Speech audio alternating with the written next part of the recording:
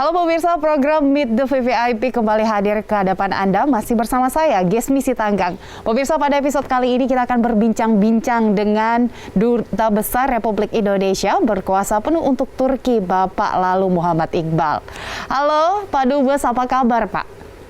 Selamat malam, kabar baik, Alhamdulillah. Mudah-mudahan juga kondisi di Jakarta baik-baik. Amin. Alhamdulillah kondisi di Jakarta sudah menurun ya, COVID-nya sekarang. Iya.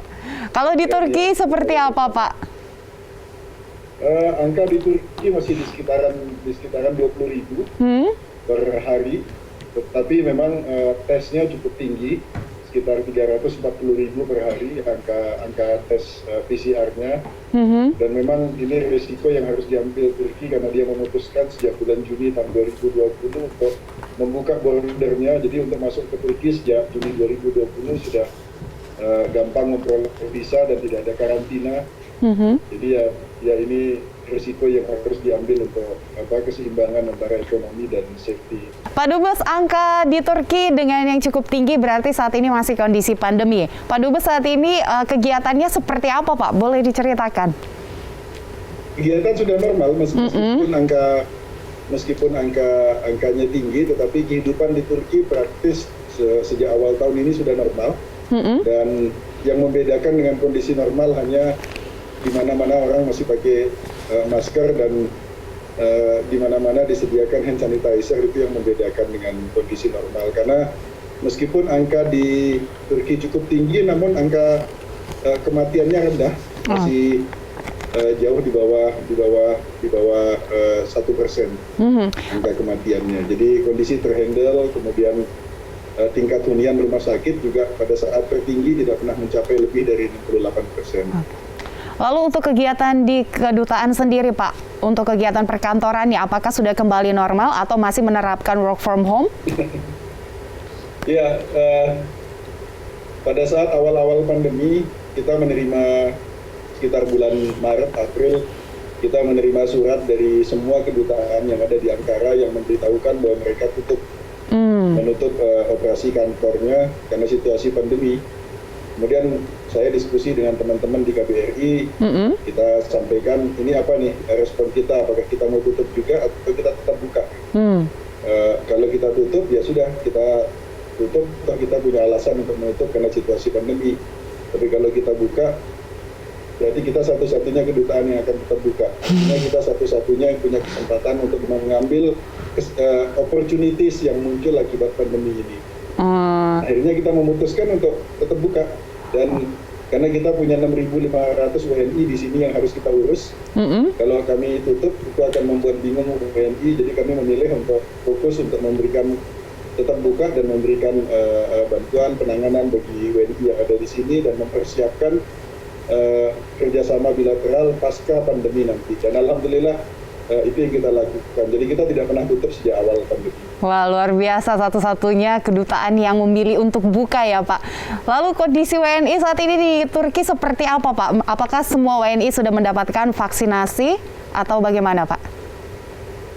Kondisi WNI alhamdulillah baik. Pada bulan Juni tahun lalu kita sempat memulangkan sekitar 600 orang tenaga spa terapis yang di sini tinggal secara undocumented, tanpa dokumen, maupun tenaga spa terapis yang kena PHK gitu. Jadi ada sekitar 2.000 spa terapis kita di sini. Alhamdulillah semuanya tertangani dengan baik karena pada saat pandemi mereka yang kena pandemi COVID, mereka dirawat di rumah sakit free seperti halnya masyarakat Turki. Dan pada saat awal tahun 2021 ini, pada saat pemberian vaksin, mereka juga mendapatkan kesempatan untuk divaksin sama dengan masyarakat Turki. Saya kira ini salah satu fasilitas yang luar biasa yang diberikan oleh pemerintah Turki. Memang ada masalah dengan jadwal, karena di dalam penjadwalan pemerintah Turki ada 5 tahap. Kebetulan teman-teman spa terapis itu masuk ke tahap 5. Kemudian atas permintaan Ibu Menteri Luar Negeri waktu itu, saya bertemu dengan Menteri Kesehatan Turki dan meminta supaya tenaga spa terapis ini diberikan prioritas ke tahap ketiga. karena mereka pekerjaannya sangat rentan terhadap wabah, dan permintaan itu dipenuhi. Hingga saat ini semua WNI kita yang pekerja terapis itu sudah mendapatkan vaksin menggunakan BioNTech Pfizer. Dan semua pelajar yang jumlahnya 2.700 juga sudah divaksin. Jadi mungkin sudah hampir 100% WNI kita yang ada di Turki sudah mendapatkan vaksin, kecuali mereka yang statusnya memang undocumented, ini belum bisa divaksin, dan kami sedang mencarikan jalan keluar supaya mereka bisa divaksin. Baik, berarti sudah hampir 100% mendapatkan vaksinasi. Lalu untuk WNI yang di sana, apakah ada yang kehilangan pekerjaannya dan hingga saat ini KBRI masih memberikan bantuan atau seperti apa, Pak? Yang sulit adalah mereka yang bekerja secara undocumented atau ada yang menyebutnya ilegal gitu. Itu yang sulit. Tapi mereka yang bekerja secara documented atau legal, pada saat COVID berlangsung, pada saat wabah berlangsung, pemerintah Turki memberikan subsidi kepada semua pekerja di Turki, termasuk pekerja asing. Jadi bagi mereka yang perusahaannya mengalami kesulitan finansial, pemerintah mensubsidi 60% gaji, sedangkan 40%-nya itu di-cover dari perusahaannya masing-masing. Jadi teman-teman yang perusahaannya mengalami masalah finansial, itu 40% mendapatkan gaji dari perusahaannya, 60% mendapatkan gaji dari dinas sosial yang ada di daerah masing-masing. Jadi bisa dikatakan memang cukup sejahtera ya Pak, meskipun dalam kondisi pandemi. Lalu untuk jumlah WNI yang ilegal saat ini berapa jumlahnya Pak? WNI kita yang mengalami itu, kita tidak punya data persisnya, tapi kita sejak awal sudah membuka link untuk pengaduan bagi WNI kita, mereka siapa yang membutuhkan dukungan finansial, siapa yang membutuhkan dukungan logistik, kita terus memberikan dukungan logistik bagi mereka yang membutuhkan melalui simpul-simpul Satgas Perlindungan WNI kita di semua daerah. Kita juga memberikan finansial bagi mereka yang memang membutuhkan bantuan finansial, dan kita juga memberdayakan sumber-sumber bantuan yang ada seperti seperti Bulan Sabit Turki, misalnya, itu yang juga kita berikan bantuan, termasuk dukungan kekonsuleran. Alhamdulillah setiap minggu pada saat awal pandemi kita menyebutnya ambassador visit, virtual visit. Jadi saya dan tim saya melakukan kunjungan melalui Zoom ke semua daerah, sehingga kalau ada persoalan yang muncul kita bisa langsung menangkap dan langsung mencarikan solusinya. Dan ini ternyata cukup efektif, termasuk memberikan informasi kepada teman-teman bagaimana cara mengajukan subsidi gaji yang 60%. Itu kita sosialisasikan bersama lawyer kita, bersama dinas dinas labor institution gitu, dinas perburuhan yang ada di masing-masing daerah. Kita bekerjasama untuk mensosialisasikan ini kepada mereka.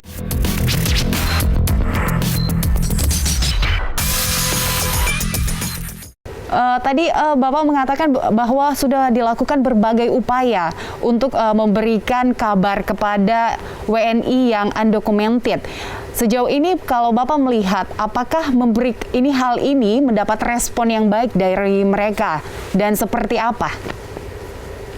Ya, jumlahnya sebetulnya yang undocumented ini tidak terlalu banyak, mungkin sekitar 200-an yang undocumented. Tapi tetap saja mereka perlu mendapatkan perlindungan. Nah, kita menyampaikan ke mereka bahwa supaya semua yang undocumented ini juga mendaftarkan diri secara online, melaporkan keberadaannya secara online melalui portal yang kita siapkan, namanya Portal Peduli WNI. Dan kita jamin mereka bahwa data mereka tidak akan kita share ke pemerintah setempat. Karena ada ketakutan di kalangan teman-teman itu bahwa kalau mereka melaporkan diri, kita akan share data itu ke pihak imigrasi sehingga mereka bisa ditangkap dan dideportasi. Kami sampaikan bahwa bagi KBRI kepentingan utamanya adalah untuk melakukan perlindungan. Kami perlu tahu di mana teman-teman berada, bagaimana situasi teman-teman, justru untuk memberikan perlindungan.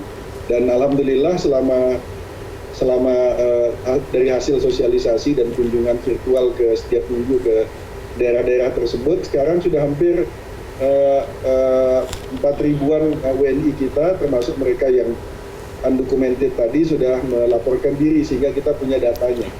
Dan ini memudahkan kita untuk memberikan dukungan dan bantuan perlindungan kepada mereka. Ada sekitar 200-an WNI yang undocumented. Ini juga bisa kita katakan bahwa mereka ilegal. Berdasarkan informasi sejauh ini ada hampir 20% tingkat kasus perdagangan manusia WNI yang terjadi di Turki. Karena mengingat masyarakat Turki tidak merekrut tenaga asisten rumah tangga. Ini bisa dijelaskan seperti apa kondisinya, Pak? Nah, ini lain lagi fenomenanya. Jadi tadi kita bicara mengenai mereka yang bekerja di sektor spa terapis ya, sebagai pekerja spa, umumnya berasal dari Bali, hampir 95% dari Bali. Nah, ada lagi kasus perdagangan manusia. Pada umumnya kasus perdagangan manusia ini, mereka bekerja di sektor domestik atau pembantu rumah tangga, asisten rumah tangga. Nah, mereka ini pada umumnya bekerja di keluarga, bukan keluarga Turki, tetapi pada umumnya bekerja di majikan yang berasal dari negara-negara daerah konflik yang ada di sekitar Turki seperti Suriah, kemudian Irak, dan negara-negara lainnya yang ada di sekitar Turki, yang mereka bermigrasi pada saat perang, mereka migrasi ke Turki.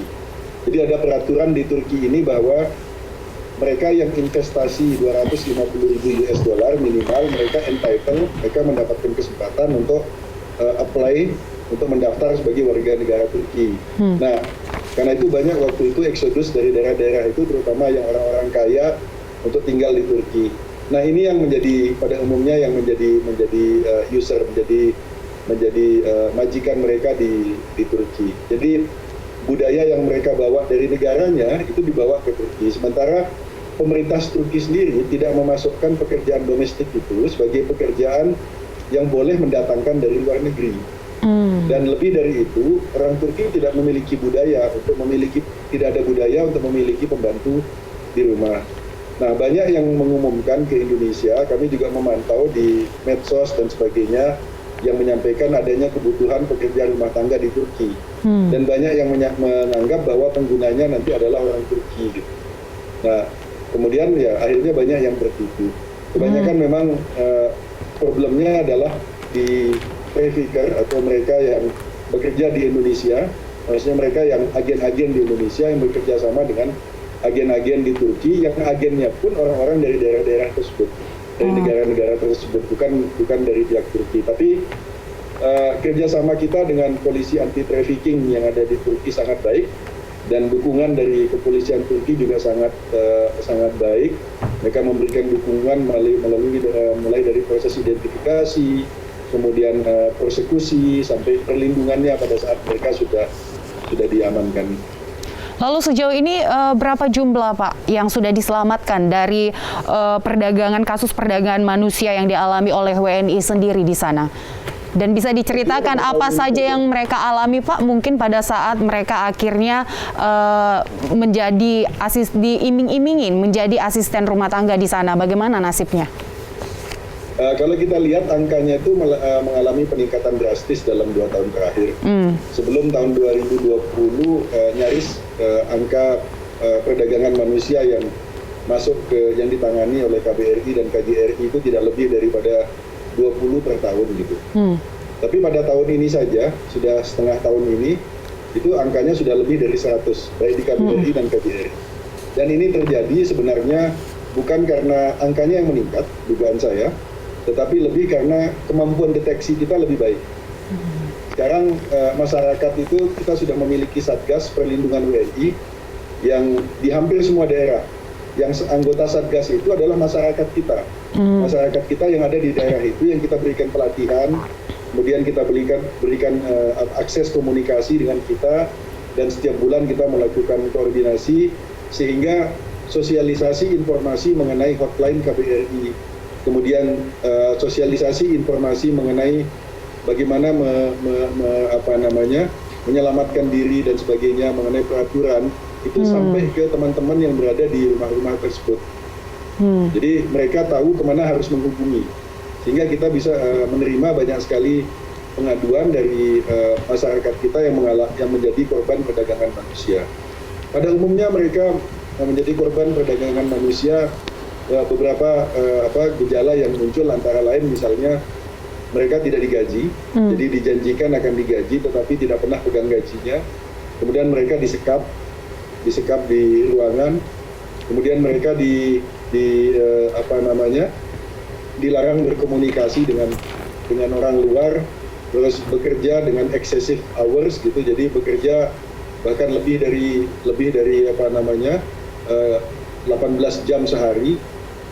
Jadi mereka kerja dari pagi sampai majikan tidur, dan ini tipikal kondisi-kondisi yang dihadapi oleh WNI kita yang bekerja di domestic sector di Middle East gitu, di Timur Tengah.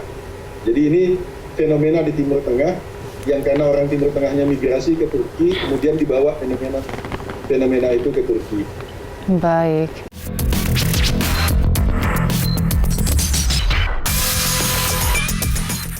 Ini Pak Dubes bisa menceritakan bagaimana pengalamannya bertugas di dunia diplomatik dan hubungan luar negeri, dan bagaimana sih Pak rasanya akhirnya dilantik menjadi Duta Besar berkuasa penuh untuk Republik Indonesia untuk Turki? Nggak ada yang spesial sebetulnya dalam perjalanan karir saya. Yang jelas satu hal yang saya rasakan dalam perjalanan karir saya adalah saya tidak pernah mengerjakan satu pekerjaan yang sama 2 kali gitu. Jadi saya selalu pindah di unit-unit yang berbeda, dan itu memberikan kesempatan saya untuk memperkaya wawasan saya tentang diplomasi, karena diplomasi itu aspeknya sangat banyak, harus paham ekonomi, politik, sosial budaya, dan tidak boleh juga mengesampingkan pentingnya manajemen gitu. Dan saya dapat kesempatan juga untuk belajar mengenai how to manage diplomasi gitu, infrastruktur diplomasi gitu. Itu juga sempat belajar, dan itu saya kira memberikan kekayaan hasanah bagi saya untuk menjalankan tugas ini. Nah, yang jelas pada saat di dalam negeri tentu kita part of the bureaucracy, jadi bagian dari birokrasi, dan kita adalah PNS, sehingga somehow cara kerja kita juga sangat ditentukan oleh aturan-aturan dalam kepegawai negerian pada saat itu. Dan pada saat di luar, saya kira kami beruntung para diplomat ini karena punya kesempatan untuk melihat Indonesia dari helikopter view, gitu.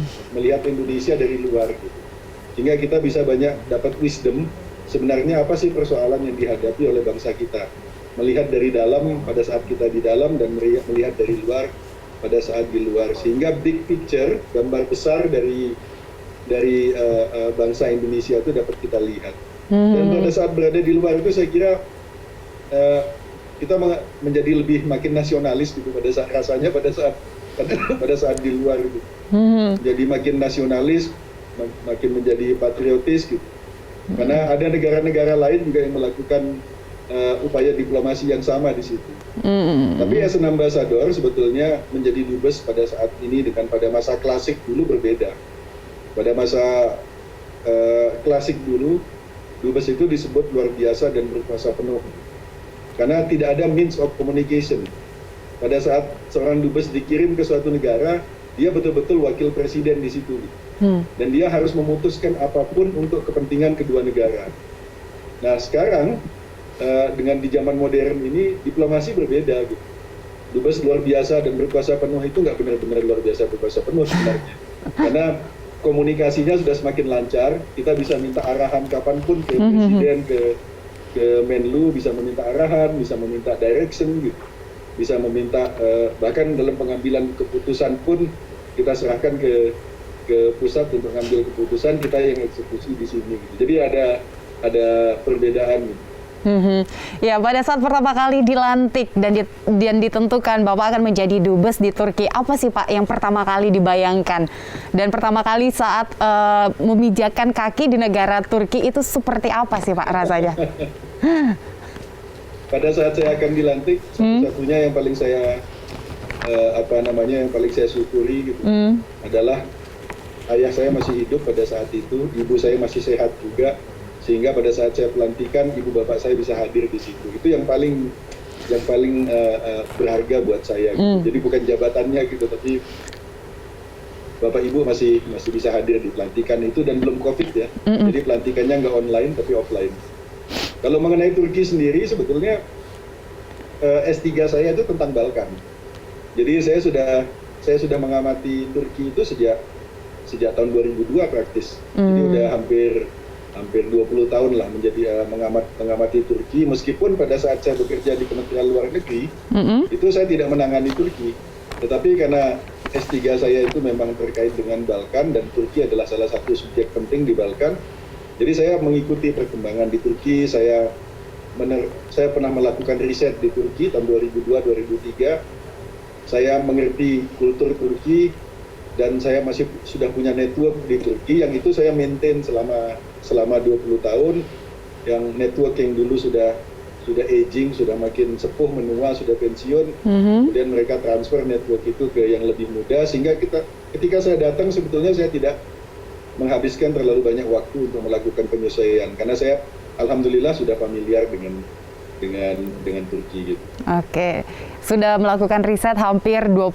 tahun, sudah ada network dan juga mengatakan penyesuaian tidak terlalu lama, tapi apa Pak budaya yang sangat berbeda antara Indonesia dan Turki selama ini Bapak rasakan? Turki dan Indonesia itu dalam banyak hal ada kemiripan gitu. Hal yang paling berbeda adalah, dan itu yang saya pelajari dari pada saat melakukan riset tentang Turki di tahun 2002-2003 adalah karakter politiknya. Satu, orang Turki itu adalah orang yang selalu berkata bahwa yesterday is yesterday, today is today, tomorrow is tomorrow gitu.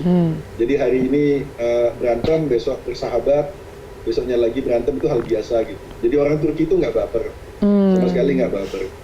Jadi pada saat saya komunikasi dengan counterpart saya di Turki, saya tahu mereka nggak baper. Jadi kalau saya harus ngomong agak keras gitu, atau tidak setuju dengan pandangan dia, bahkan dengan seorang menteri gitu, saya sampaikan aja. Dan saya tahu bahwa itu akan dihargai oleh mereka. Justru mereka merasa dekat dengan orang yang mau ngomong apa adanya ke mereka, tidak terlalu berbunga-bunga gitu. Dan itu menolong saya, karena pemahaman kultur itu menolong saya mudah sekali untuk membangun hubungan yang personal dengan teman-teman pengusaha, pejabat di Turki gitu. Kalau kita nggak setuju sesuatu, nggak setuju aja. Hari ini kita berantem nggak apa-apa, besok kita ketemu di resepsi diplomatik, kita peluk-pelukan lagi gitu. Itu hal biasa. Seperti halnya Presiden Erdogan misalnya, itu saling mengutuk, saling menyerang di media dengan Presiden Putin, besoknya mereka ketemu berdua. Kemudian ngomong-ngomong, dalam 1 tahun mereka 9 kali KTT.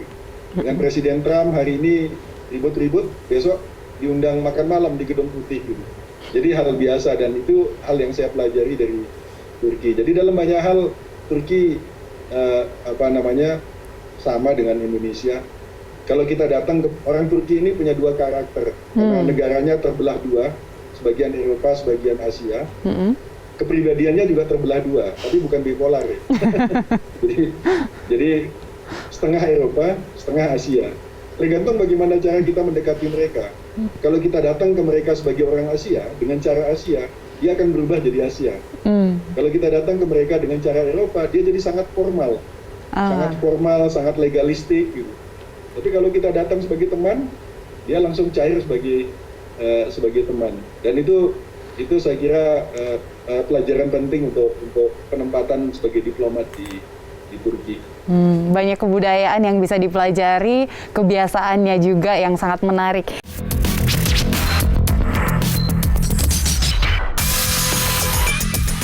Pak Dubes juga sempat mengenyam pendidikan di Ponpes Asalam Surakarta, kemudian lanjut di UNY Yogyakarta dan selesaikan pendidikan doktoral di Rumania University of Bucharest. Nah, ini bisa diceritakan Pak, gimana sih perjalanan pendidikannya?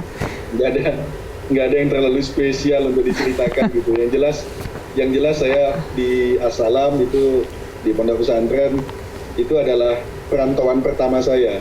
Jadi saya merasa itulah yang membentuk kepribadian saya, karakter saya, watak saya. Itu banyak dibentuk di 4 tahun itu. Dan 4 tahun itu kan usia puber ya. Pada saat SMA itu adalah usia puber gitu. Usia sedang mencari jati diri. Jadi jati diri saya itu terbentuk di situ gitu. Kemudian kuliah di Jogja, saya kuliah 2 di Universitas Muhammadiyah Yogyakarta, Hubungan Internasional, dan juga di sejarah, jurusan sejarah UGM. gitu. Ya dua-duanya berjalan sebagaimana halnya orang biasa lah, kuliah gitu. Meskipun 70% hidup saya itu tidak di bangku, tidak di kelas, lebih sering bolos dari kuliah gitu. Tapi lebih banyak di lembaga kajian, aktivis mahasiswa, aktif sama mahasiswa, teman-teman, tapi tetap aja tanggung jawab sama kuliah gitu. Jadi memastikan supaya nilainya nanti bisa keluar dengan bagus. Lalu pada saat sempat kerja di swasta, lalu masuk Kementerian Luar Negeri.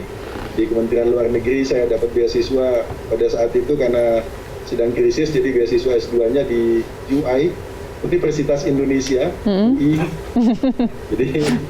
Jadi dari situ kemudian ngambil S3 di Bucharest University di Rumania gitu, dan ngambil Political and Strategic Studies.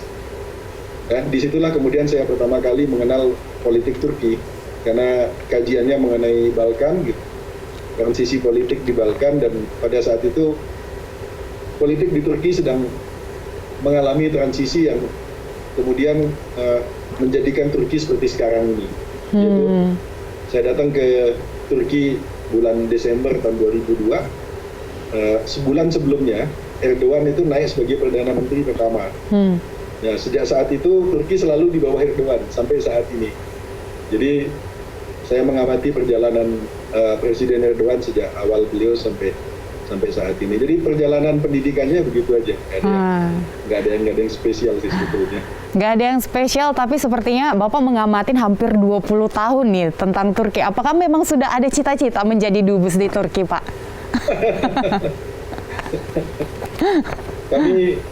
Kami di Kementerian Luar Negeri di Indonesia khususnya, sejak awal karir kami sudah dicuci otak, diajarin gitu bahwa menjadi duta besar itu adalah hak prerogatif presiden, dan hak itu dijamin oleh Undang-Undang Dasar, bahwa penunjukan duta besar itu adalah hak prerogatif presiden.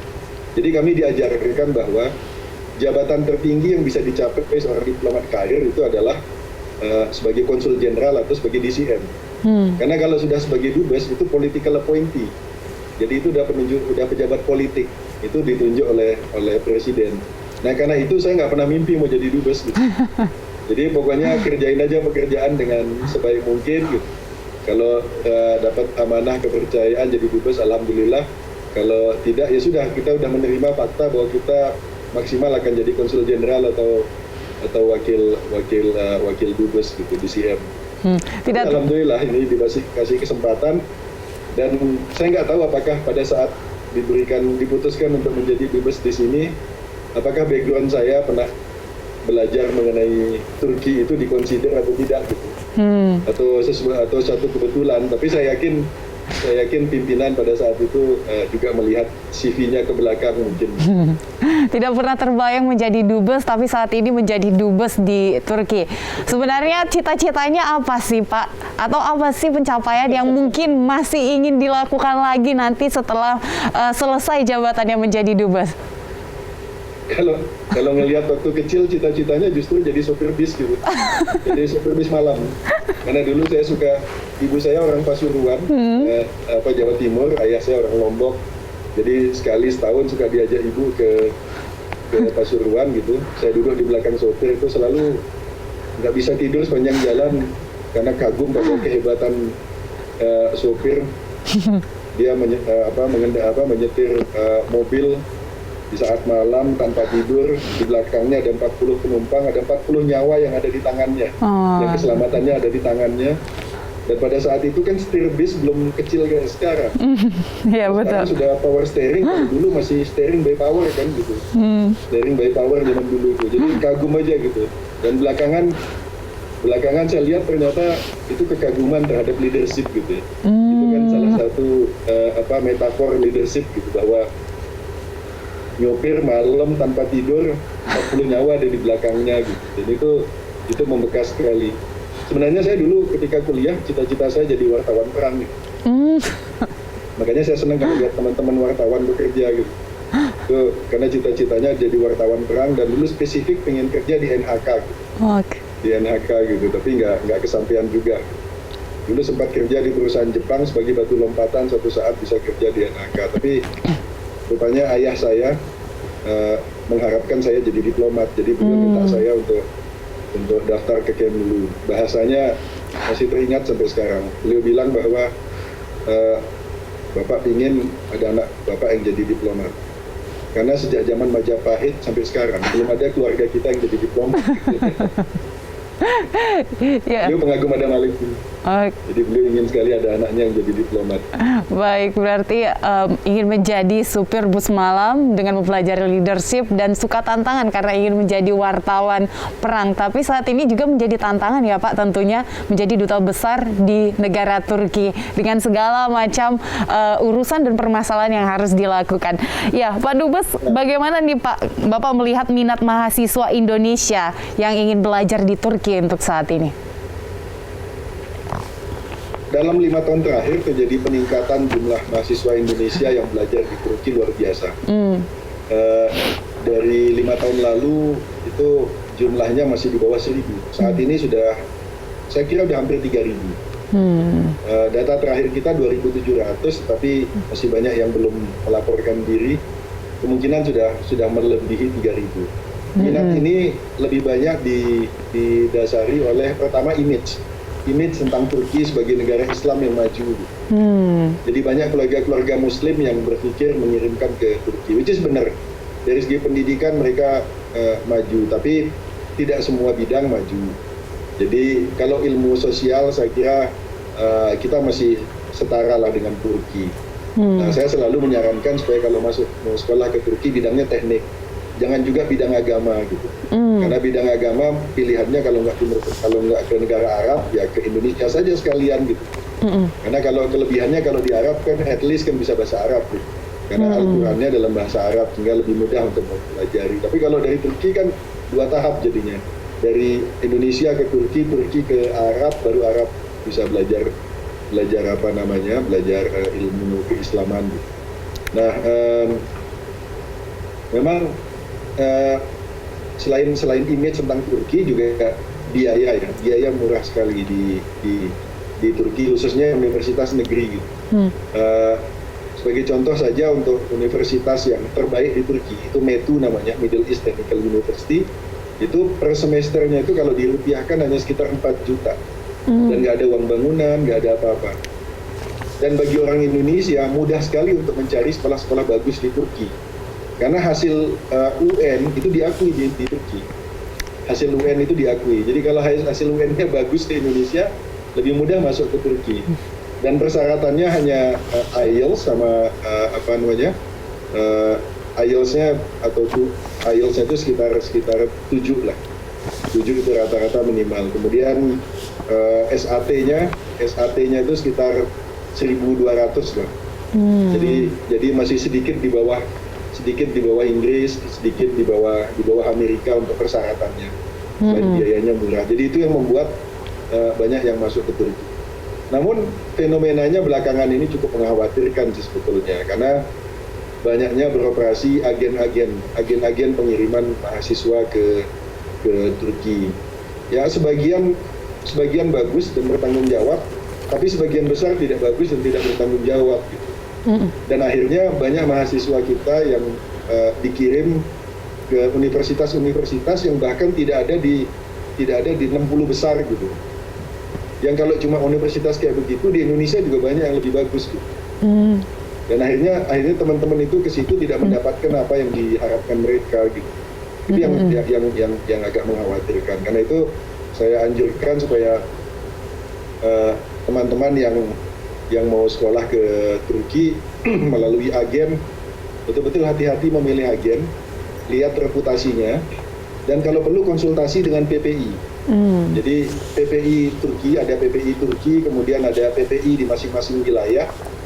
Tanyakan aja, teman-teman PPI itu mencatat semua dengan baik agen-agen bermasalah, agen-agen yang menimbulkan banyak masalah. Jadi konsultasi aja, tanyakan mana yang direkomendasikan. Atau mandiri saja, nggak usah lewat agen. Karena untuk mendaftar di Universitas Turki gampang sekali, semua punya website, semua bisa mendaftar melalui secara online.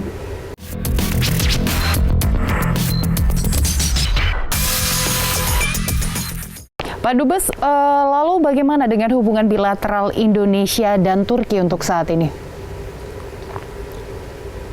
Ini ada dua konteks, hubungan Turki dengan bangsa Indonesia, artinya Nusantara, dan dengan Republik Indonesia gitu. Kalau hubungan dengan Republik Indonesia usianya baru 71 tahun. Jadi sejak Turki mengakui kemerdekaan kita tahun 49, lalu 50 kita buka hubungan diplomatik pada saat itu.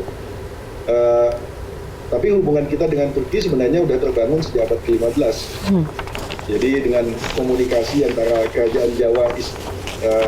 kerajaan Islam pertama di Jawa, Demak pada saat itu dengan Kesultanan Ottoman pada saat itu sudah berhubungan. Nah pada saat itu sejak dimulai hubungan kita sangat baik karena secara kultural kita connected, kemudian agama kita connected gitu. Bahkan kerajaan Aceh berapa kali mendapatkan bantuan melawan Portugis maupun melawan Belanda dari kerajaan Ottoman pada saat itu. Namun hubungan ini mengalami penurunan sejak kemerdekaan Republik Turki. Penurunannya adalah karena orientasinya pada saat itu pendiri bangsa Turki orientasinya adalah ke barat, sehingga dia tidak terlalu menaruh perhatian kepada bangsa-bangsa dunia Islam atau bangsa-bangsa Asia, karena memang ingin menjadi bagian dari dunia barat pada saat itu. Jadi tidak mengherankan kalau Turki membuat hubungan diplomatik dengan Israel lebih dahulu daripada dengan Indonesia. Jadi 49 hubungan diplomatik dengan Israel, baru tahun 50 dengan Indonesia gitu. Tapi pasca tahun 60-an hubungan ini membaik lagi. Indonesia buka kedutaannya di Ankara pertama kali tahun 1957. Dan alhamdulillah dalam 2-3 tahun terakhir ini hubungan yang kuat di antara kedua negara, khususnya di antara kedua masyarakat, ini semakin terkonsolidasi. Kita sebut saja dalam 2 tahun terakhir ini, Menteri Luar Negeri baru 2 hari lalu melakukan kunjungan bilateralnya ke Ankara. Dan ini adalah kunjungan resmi Menteri Luar Negeri yang pertama sejak hubungan diplomatik kedua negara. Meskipun Menlu Retno sendiri sudah 6 atau 7 kali datang ke Turki, tapi ini adalah kunjungan pertama yang bilateral, yang full-fledged ke Menteri Luar Negeri Turki. Dan Menteri Luar Negeri Turki juga baru Desember tahun lalu pertama kali kunjungan ke Indonesia setelah 71 tahun usia hubungan diplomatik. Pak Menhan misalnya berkunjung ke Turki dalam 1 tahun terakhir lebih dari 5 kali. Insya Allah bulan depan beberapa menteri juga akan ada lagi, dan banyak sekali kunjungan menteri pada 2-3 tahun belakangan ini. Ini artinya adalah kita menemukan momentum untuk menghidupkan kembali kedekatan kedua negara. Di bidang ekonomi, nilai perdagangan Indonesia-Turki 1,6 miliar US dollar. Angka itu besar dibandingkan negara-negara di kawasan. Namun dibandingkan dengan potensinya masih kecil. Karena Indonesia saja 270 juta penduduknya, Turki 84 juta, terbesar di Eropa. Nah, angka 1,6 ini jadi kecil kalau dilihat dengan populasinya. Karena itu kedua presiden mengharapkan supaya kita mencapai 10 billion US dollar dalam waktu dekat. Nah, ini akan mungkin terjadi kalau kita segera menandatangani perjanjian perdagangan bebas yang memang sudah kita mulai, dan Agustus tahun lalu terakhir kita melakukan negosiasi, dan Bu Menlu saat bertemu dengan Menlu Turki juga menyampaikan agar ini kita dorong lagi, kita percepat lagi.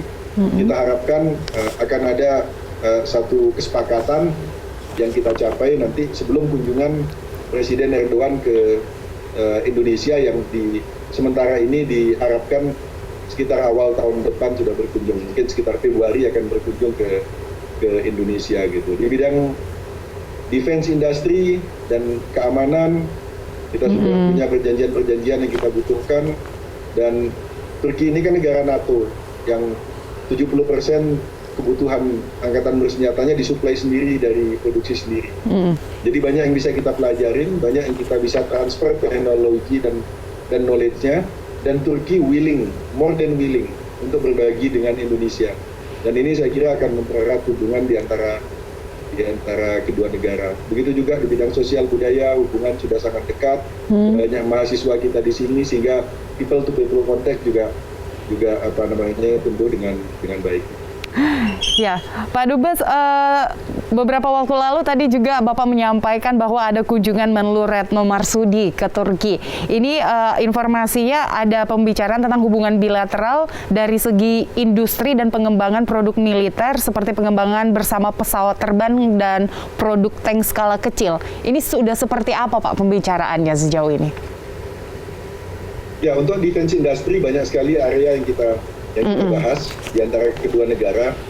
Ada kesalahan terjemahan mungkin bukan tank skala kecil, tapi tank medium sebetulnya. Oh, tank menengah, tank ukuran menengah gitu. Jadi Indonesia itu kan membutuhkan tank, bukan tank Leopard seperti buatan Jerman yang itu main battle tank yang itu terlalu berat gitu. Tanah kita itu kan tidak sekeras di tanah Eropa gitu. Jadi yang paling dibutuhkan itu adalah medium tank. Tapi tidak banyak di pasar medium tank itu. Nah, karena itu Indonesia dan Turki memutuskan untuk memproduksi bersama. Mulai dari mendesain, mendevelop, mengembangkan, sampai memproduksi. Dan itu sudah selesai sebetulnya. Jadi itu sudah factory testnya sudah selesai dan saat ini dalam tahap produksi. Pada tahap awal Indonesia akan membeli, TNI akan membeli 18 dan saat ini sedang diproduksi bersama oleh FNSS Turki bersama dengan PT Pindad. Dan ini adalah bagian kecil dari kerjasama industri pertahanan kita. Meskipun sering disebut, tapi sebenarnya bagian kecil. Kita juga bekerja sama dalam pembuatan kapal perang antara beberapa galangan kapal di Turki karena mereka cukup maju. Kemudian kita juga bekerja sama dalam combat management system gitu, kapal-kapal kita. Kita juga bekerja sama dalam pengembangan bersama mengembangkan bersama air missile defense gitu. Sistem pertahanan anti misil, kemudian misilnya sendiri juga, kemudian pengembangan UAV, drone bersama, kemudian pengembangan armored vehicle gitu, kendaraan-kendaraan lapis baja gitu. Jadi banyak sekali sebetulnya varian hubungan tersebut. Dan dengan kunjungan Menhan lebih dari 5 kali ke Turki plus kunjungan Menteri Luar Negeri itu semakin terkonsolidasi dan kita selalu jadi semua kerjasama industri pertahanan Indonesia dengan Turki itu frame-nya adalah G2G. Jadi frame-nya adalah dari government ke government gitu. Karena dari government ke government sehingga lebih mudah untuk memastikan bahwa Turki memberikan sepenuhnya transfer of technology. Jadi teknologinya ditransfer, kemampuan industrinya ditransfer, pengalamannya ditransfer. Harapan kita adalah saat ini Indonesia industri pertahanan masih menjadi cost center. Jadi lebih banyak mengeluarkan duit untuk beli sesuatu, tapi one day karena kita bekerja sama dengan negara yang mau mentransfer teknologinya, one day ini akan jadi profit center. Karena at the end, kita bisa menjual produk kita ke negara lain. Contoh tadi seperti tank. Kita baru memproduksi, sudah beberapa negara melirik untuk membeli dari kita. Jadi beberapa negara seperti Filipina, Bangladesh, itu sudah melirik untuk membeli produk medium tank itu dari Indonesia gitu. Jadi ini pendekatannya, dan ini selalu ditekankan oleh Menhan maupun Menlu di dalam pembicaraannya dengan pihak-pihak di Turki bahwa tujuan kita adalah bukan untuk beli putus, tetapi kita ingin kerjasama yang long term, transfer teknologinya, transfer knowledge-nya, dan kemudian kita joint production ke depan gitu. Dan itu yang selalu diarahkan. Kita bahkan juga kita mendorong investasi dari perusahaan-perusahaan di Turki di bidang itu. Belajar dari pengalaman Turki dalam masalah penanganan COVID-19, saya kira hal yang paling penting adalah harmonisasi antara kebijakan pemerintah dengan dukungan masyarakat. Di Turki yang paling tampak adalah masyarakat itu selalu support kebijakan pemerintah. Pemerintah bilang hari ini lockdown, totally lockdown. Totally lockdown. Pemerintah hari ini bilang jam 9 malam tidak boleh keluar, jalanan sepi semua di jam 9 malam orang nggak boleh keluar gitu. Jadi untuk menangani COVID-19 ini, saya kira sinkronisasi antara kebijakan pemerintah dengan dukungan masyarakat, dukungan politik penting. Di Turki yang kelihatan jelas adalah pada saat kita memasuki wabah COVID-19 di Turki, pandemi ini, nggak ada lagi persoalan antara pemerintah dengan dengan oposisi. Jadi partai pendukung dengan oposisi. Parlemen kompak mendukung kebijakan pemerintah. Jadi semua satu kata, ini memudahkan proses penanganan di Turki, sehingga alhamdulillah di Turki sejak awal tidak pernah ada rush, tidak pernah ada kegamangan dalam menangani ini. Hanya di beberapa minggu awal, 2-3 minggu awal terlihat gamang, namun setelah itu mereka menemukan format yang tepat untuk menangani ini. Dan kedua, saya kira dengan turunnya kasus di Indonesia, saya kira saatnya sekarang untuk mulai sama-sama memikirkan bagaimana memulihkan ekonomi yang sempat mengalami penurunan pada akibat COVID tersebut. Dan seperti halnya dalam penanganan COVID, penanganan pasca COVID pun untuk pemulihan, itu harmonisasi antara kebijakan pemerintah dengan dukungan masyarakat juga kembali penting. Jadi untuk pemulihan ini saya kira masyarakat juga harus ambil peran sebesar-besarnya. Baik, Pak Lalu Muhammad Iqbal, Duta Besar Republik Indonesia berkuasa penuh untuk Turki. Terima kasih sudah berbagi bersama kami di program Meet the VVIP. Sehat dan sukses selalu Bapak di sana. Sama-sama, sehat juga buat teman-teman JAK TV dan buat semua masyarakat Indonesia. Semoga semuanya dalam keadaan sehat. Amin. Ya pemirsa, demikianlah perbincangan kami dengan Duta Besar Republik Indonesia berkuasa penuh untuk Turki, Bapak Lalu Muhammad Iqbal. Saya Gesmi Sitanggang beserta tim yang bertugas pamit undur diri, dan saya tetap ingatkan untuk Anda tetap mencanangkan protokol kesehatan 3M karena meskipun vaksin telah tersedia, Anda tidak berarti abai. Sampai jumpa.